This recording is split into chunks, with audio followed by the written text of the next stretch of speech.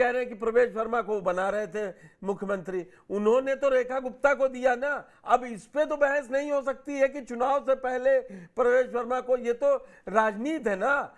अब वो लाए हैं, वो कह रहे हैं कि कपड़े देंगे, सिवैयां देंगे, सब देंगे, तो मानना पड़ेगा, खाइए खजूर, दीजिए वोट। मेरे पास है प्योर पाव भाजी का मसाला, प्योर पाव भाजी मसाला, पाव भाजी को टेस्टी बना डाला, सबका राजा आल प्योर मसाला।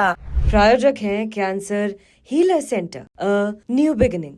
देखिए, सिवैयां दे, कपड़े दे, शिक्षा दे, एजुकेशन दे, लेकिन साथ में ये भी सवाल रहेगा कि जब बिहार का चुनाव खत्म हो जाएगा तो एक दूसरी ईद भी आएगी, उस पैकेट में क्या होगा, या उस पैकेट में अगर वो पैकेट खाली भी रहेगा तो क्या बड़ी सद्भावना के साथ इस देश की मुस्लिम आबादी को यही बीजेपी के लोग शांतिपूर्वक रूप से उस ईद को भी मनाने का मौका देंगे, या बीजेपी के लोगों की भाषा उस वक्त तुरंत कहीं ना कहीं चेंज हो जाएगी, एक नया सोशल मीडिया खड़ा हो जाएगा, एक उनके प्रति एक नफरत पैदा की जाएगी। देखो, किसी भी खान पान के लेकर के भारत के हिंदुओं का अलग अलग राज्यों के लोगों का जो खाने का व्यवहार है वो अलग अलग है। दक्षिण का हिंदू कुछ और खाता है, बंगाल का हिंदू कुछ और खाता है, केरल का हिंदू कुछ और खाता है, दक्षिण का हिंदू कुछ और खाता है, उत्तर भारत का हिंदू कुछ और खाता है। सिर्फ एक खान पान को लेकर के एक बहुत बड़ी आबादी को अगर आप टारगेट करेंगे तो निश्चित रूप से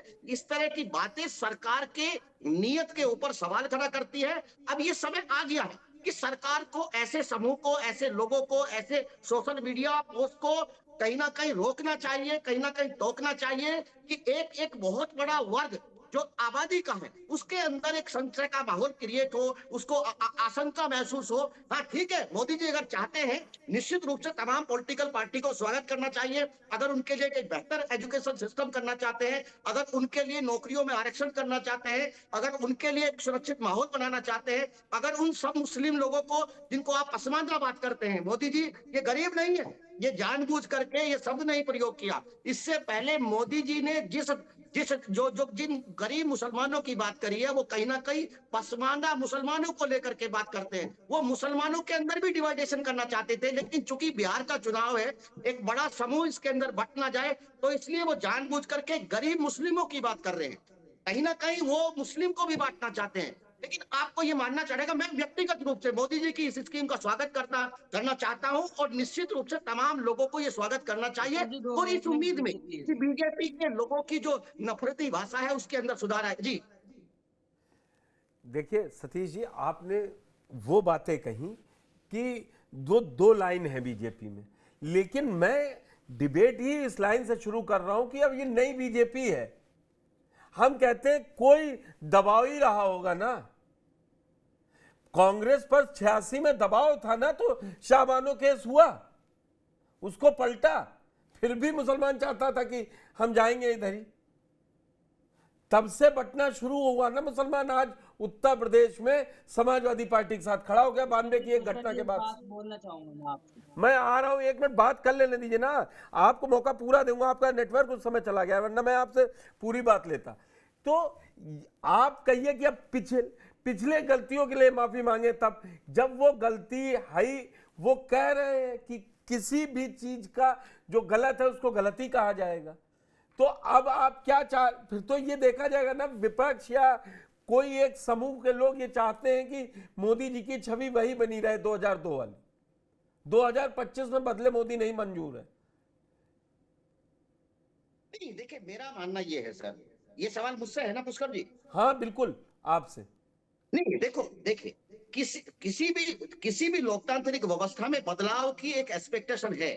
अगर सरकार का रुख बदलता है, अगर मोदी जी का रुख बदलता है, अगर बीजेपी का व्यवहार बदलता है मुस्लिम आबादी के प्रति, तो निश्चित रूप से तमाम लोगों को, तमाम जो प्रोग्रेसिव सोच के लोग हैं उनको सबको स्वागत करना चाहिए। लेकिन मेरा सवाल ये है कि कहीं ये बिहार के चुनाव को मद्देनजर रखते एक अल्पकालिक एक व्यवस्था है, एक अल्पकालिक पैकेट है।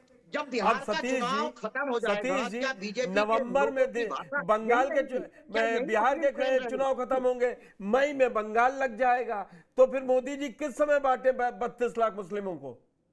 अगर वो आज मार्च में ये घोषणा कर रहे हैं, मैं ईमानदारी से कह रहा हूं 6 महीने बाद चुनाव है नवंबर में, सितंबर अक्टूबर प्रचार चल रहा होगा, तो आप सभी यही सवाल कह रहे हैं।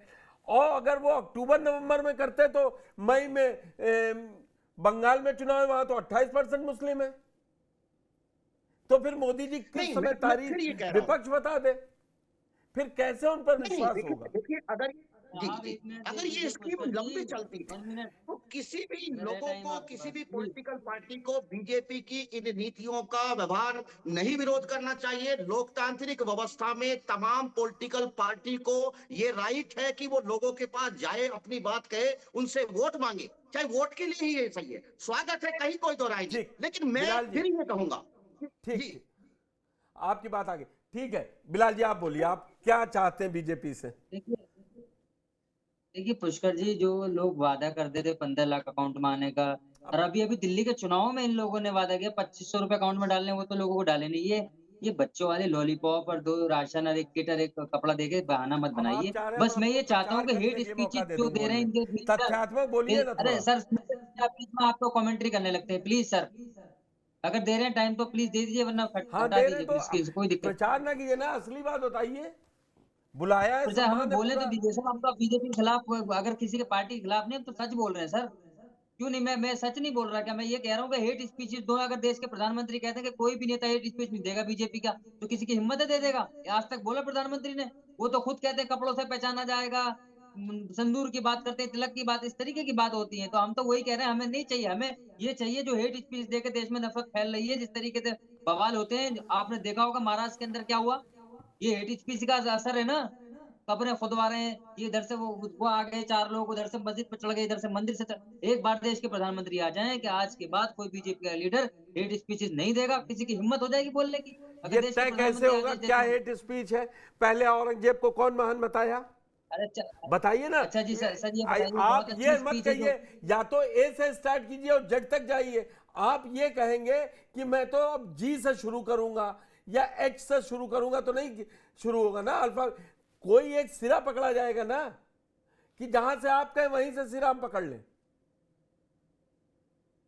आप देखिए ये जहां मुझसे से ये तो पूरा देश पकड़ता कौन मैं आपको आपने भी अभी नाम गिनाया, आपने भी कपिल मिश्रा का नाम लिया, आपने भी तो प्रवेश वर्मा का नाम लिया, फिर आपने भी अब कहा आप बहुत सारे इसमें, लीडर ने हेट स्पीच की, तो वो वो हेट उन्होंने स्पीचेस जवाब नहीं दी दिया। क्या? अब इससे देश बताइए, में नफरत आपका फैली, यही दिल्ली में बार लोग बार हुए, जवाब मैं लेता देश रहूं में लोग उन्होंने मरे, साफ कहा उस कि लोगों की अगर जिंदगी की कीमत नहीं है, जिंदगी की कीमत नहीं है एक इंसान की। हम कह रहे हैं, देश के प्रधानमंत्री ये कहते हैं देश का पूरा मुसलमान साथ देगा, वो चाहता है मोदी जी का साथ चाहता है गाना, लेकिन ये हेट स्पीच तो बंद करवाएं। जो मस्जिदों को लेकर आते हैं, जो नमाज को लेकर आते हैं, जो लाउड स्पीकर को लेकर आते हैं, जो जुमे की नमाज पर सवाल खड़ा करते हैं, ये सवाल ना खड़ा करें।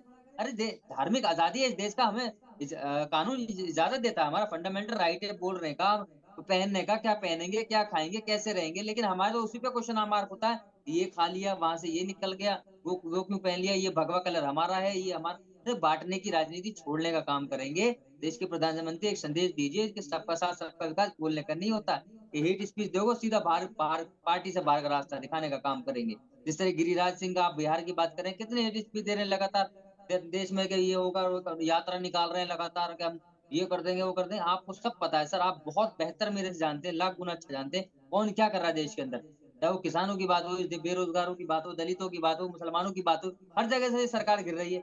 लेकिन अब ये बहानेबाजी चला के तो औरंगजेब क्या का मुद्दा उठा करें, के लगातार 2-4 इधर उधर जनता तो करते उन्हीं थे, को चुन के करिए भेज ठीक रही है। ना। 292 तो एनडीए को दिए ना नंबर। सर जो 400 पार गए थे 240 पे कैसे अटक अब गए सर? फिर 400 आप घर में कहते हैं जब एग्जाम देने जाते होंगे तो यही कहते होंगे कि हम केवल पास हो जाएंगे। नहीं, मैं ये कह रहा दरअसल हूँ, अगर सरकार अभी दबाव में नहीं होती तो ये राशन की जो राजनीति चल रही हो जाती। जिस तरीके से अगर बिहार की राजनीति से जोड़कर इसको ना देखा जाए क्या? लोगों ने पता है कि और बिहार का मैं ये मुसलमान कह रहा नीतीश हूं कुमार को सपोर्ट कि करेगा। कोई चुनावी राजनीति है, लेकिन ये शुरू हो गई, इसके बाद कोई दूसरा नहीं आएगा, वो कोई लॉलीपॉप नहीं देगा। या इससे पहले जितने लोग बैठे उन्होंने कभी किसी सरकार को या सरकार रहते हुए जनता को लॉलीपॉप देने की कोशिश नहीं की। ये सरकारें हैं, उनको वोट चाहिए हर भाई, सरकारों ने दी, सब हम यही कह रहे हैं करते हर हैं। सरकारों ने तो दी। आप कहें कि बीजेपी को, अशोक यादव जी, क्या पीडीए में अब डर लग रहा है? जो उपचुनाव 8 गए उसके बाद अब ये लेके आ गए हैं, सौगाते मोदी चलेगा। देखिए पुष्कर जी, तो देखिए आपके नेता मैं यही कहूंगा कि सवाल सुन लीजिए। तो आपके नेता, आपने साउंड बाइट सुनी होगी, वो कह रहे हैं कि हम तो जी। दूसरे पेपर, वो आप लड़ाई बीजेपी के अंदर क्यों लगवाना चाह रहे हैं परमानेंट, कि हमने तो सुना कोई दूसरा मुख्यमंत्री बनने जा रहा है। अरे मुकाबला कीजिए, ये योजना लाएं, आप बताइए आप क्या करेंगे। पुष्कर जी, जो विधायक जी ने केशव प्रसाद मौर्य जी के साथ मंच पर जब वो बोला तो कोई समाजवादी पार्टी विधायक तो थे नहीं, भाजपा के विधायक थे ना। नंद किशोर गुर्जर जी समाजवादी पार्टी के विधायक तो है नहीं, भाजपा के विधायक हैं।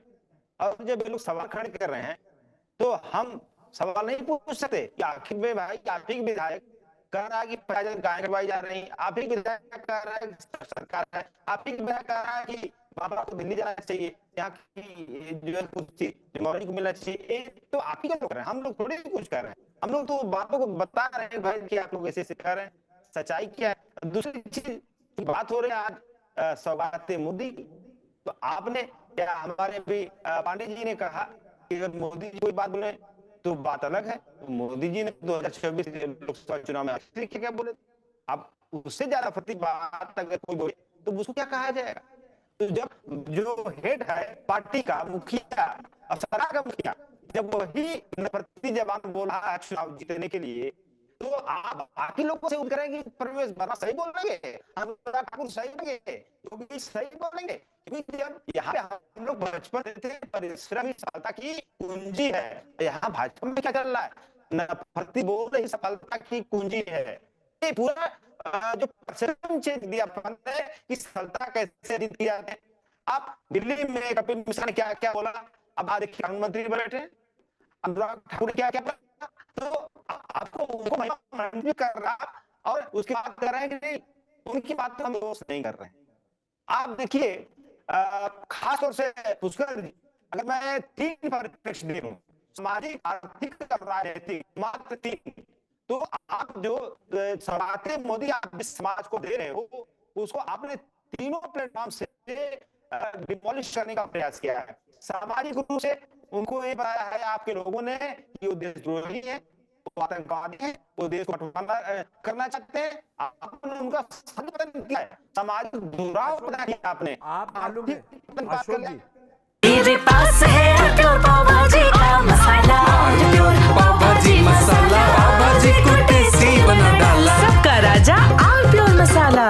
प्रायोजक हैं cancer healer centre, a new beginning.